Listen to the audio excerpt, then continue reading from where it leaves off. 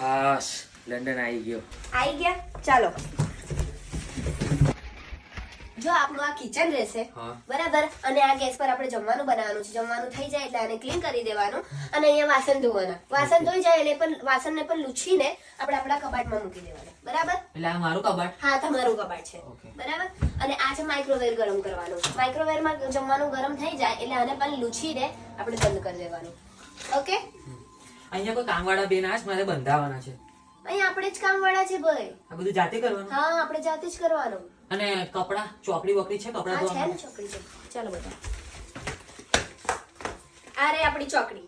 પણ આ તો વોશિંગ મશીન છે. અરે આ તમે જે સમજો, આ યુકે ની ચોકડી છે. ઓકે, બરાબર. આ વોશિંગ મશીન છે. વીકમાં 1 ટાઈમ તમારે કપડા નાખવાના, એ પણ 45 મિનિટ માટે.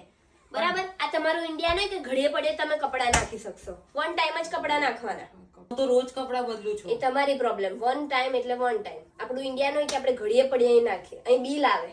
એ પણ 7 વાગ્યા પછી નાખવાના. હા, 7 વાગ્યા પછી નાખવાના. Photo London. જો આ ફ્રીજ છે, ફ્રીજમાં તમારું ખાનું છે, બરાબર? એક જ ખાનું?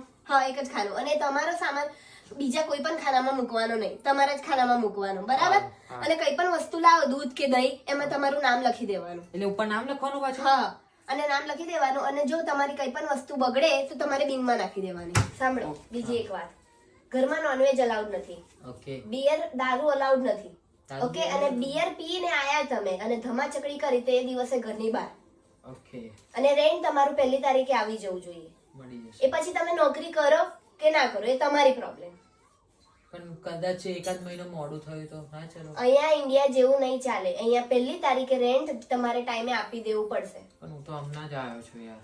એ તમારો પ્રોબ્લેમ. ખોટો લંડન આવ્યો યાર.